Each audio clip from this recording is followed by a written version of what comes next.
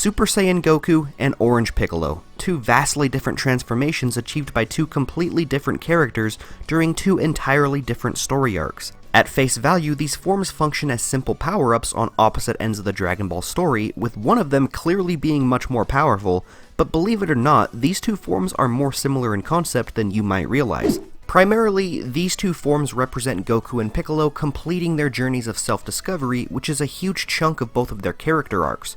At the time of their introductions, both of these characters view themselves as people opposite of who they turned out to be by the time they tapped into these never-before-seen powers. For Goku, he was brought up and raised on planet Earth by Grandpa Gohan, believing for years that he was just a simple human.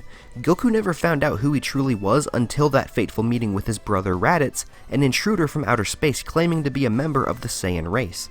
And similarly to Goku, Piccolo never discovered who he truly was until the Saiyan invasion at the start of Dragon Ball Z. When Nappa and Vegeta arrived on Earth, that was the first time that Piccolo learned about the existence of the Namekians, and in the same breath, learned that he was part of their species.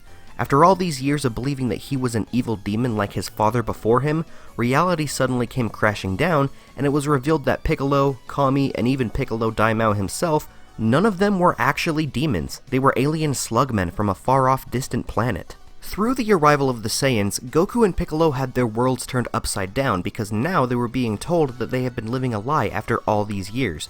Goku had always been a kind-hearted, strong-willed human, but now it turns out that he's a descendant of a violent and heartless warrior race bent on causing chaos and destruction. Piccolo, who always believed he was an evil demon destined to conquer the planet, it turns out that he comes from a race of calm, spiritual people that don't share those same evil desires. Everything that these characters thought that they valued during their upbringing, it turns out that they were supposed to be the exact opposite of what they turned out to be. And at first, both of these characters shrug off the news of their ancestry, instead focusing on the immediate threat of the Saiyan invasion and holding on to those values that they grew up with. But once the Saiyans are all defeated and the story shifts its focus away from Earth and into outer space, Goku and Piccolo are forced to come to terms with their heritage by the time of the Frieza arc. And speaking of Frieza, he actually plays a pretty big role in both Goku and Piccolo's journey of self-discovery, as his antagonistic behavior pushes the two of them into a direction where they end up coming to terms with their heritage, and they end up being filled with pride for their people, something that fuels their eventual transformations.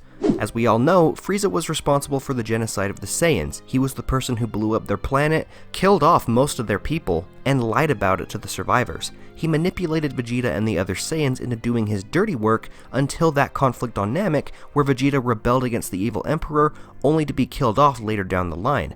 And this is where Goku steps in, having shunned off his Saiyan ancestry up until this point. Seeing Vegeta on his deathbed, crying and pleading for him to put a stop to Frieza, it invigorates Goku with a sense of pride and responsibility. He knows full well that the Saiyans weren't good people, but at the same time, they weren't truly evil. At the end of the day, they were victims of Frieza, and after accepting this, Goku steps in to avenge those that were killed, but not as a Saiyan and not as an Earthling, but as a mixture of both, the Saiyan raised on Earth. This of course leads into the battle against Frieza, where after having accepted his heritage, Goku is faced with the death of Krillin, and through his anger, his power explodes and he taps into the Super Saiyan transformation, signifying the end of his self-discovery journey.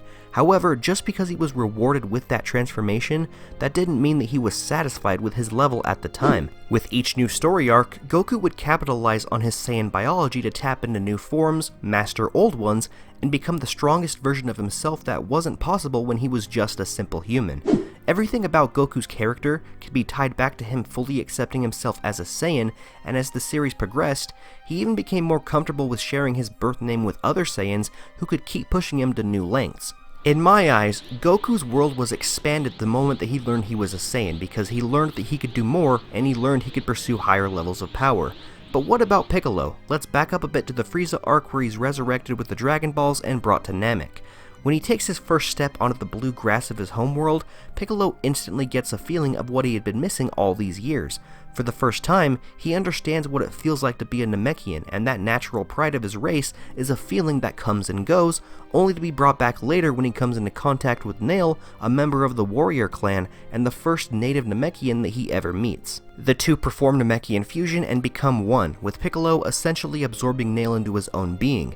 Piccolo holds on to his own personality, but now he's significantly stronger, and on top of that, all of Nail's memories and values were merged into his own, adding on to that natural sense of Namekian pride that he experienced earlier. Now, through the influence of Nail, Piccolo's motives instantly change, and once he comes into contact with Frieza, he no longer focuses on fighting for himself or to protect Gohan. He was also instilled with the pride of his people, and wanted to avenge all of his fallen Namekians, just like what Nail had done. Piccolo's decision to fight for his fallen people as a Namekian is very similar to Goku's decision to fight Frieza as a Saiyan. Both of these characters were forced to confront their heritage in the face of the man behind their people's pain by becoming the exact things that he once destroyed. Goku, through the anger and loss of his best friend, became a violent warrior talked about only in legend, whereas Piccolo, having merged with Nail and having felt the tranquility of planet Namek, finally understood what it meant to have pride in his people. Frieza was nearly successful in causing Namekian genocide during this arc, similarly to what he had done to the Saiyans, but because of Goku's sudden awakening, he was stopped, and all the damage caused by him and his army were reversed thanks to the Dragon Balls. But now, the Frieza arc had come and gone, and Goku's journey had come to a close, but Piccolo's journey was just beginning. Jumping ahead a little bit to the arrival of Cell and the androids, Piccolo is once again forced into a corner where he had to merge with another Namekian for the sake of a power boost, but unlike when he fused with Nail, another warrior clan member, Piccolo would now be fusing with Kami, his other half, and a member of the Dragon Clan. By reconciling with Kami, Piccolo had once again become the Nameless Namekian, that first Namekian who crash-landed on Earth and split apart into two halves, Kami and Piccolo Daimao, many years ago. Through this act of merging with his other half, Piccolo had become whole again, and now there were no longer two halves of a Namekian roaming around. Piccolo had access to the true potential that he had at birth, and at the same time, he gained a complete image of what it was like being a true Namekian, as now he had access to the memories of both a warrior clan Namekian and a dragon clan Namekian. But even with all that, that's still not the end of his journey. It just so happens that the next step doesn't happen for a very, very long time.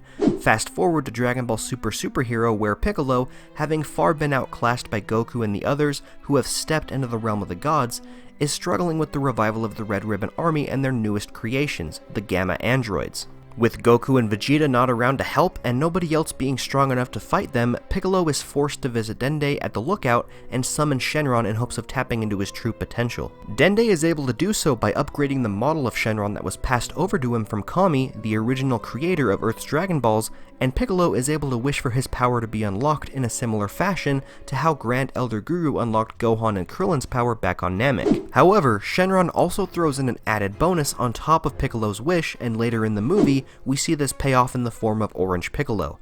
I've already made a whole discussion explaining what Orange Piccolo is supposed to represent, so if you want a more detailed discussion on that transformation, definitely go and check it out. I'll leave a link to it down in the description. But to summarize, Orange Piccolo is essentially the physical manifestation of the connection that Namekians have to the Dragon Balls. It's a form that represents pride in the Namekian people, as shown through that Ajisa tree symbol on the back, and it's also a form that represents Piccolo's character arc coming full circle. Because Piccolo had gone through that process of merging with Nail, reconciling with Kami, and gaining a complete understanding of what it means to be a Namekian, Shenron's bonus serves as that final reward for everything that Piccolo had become.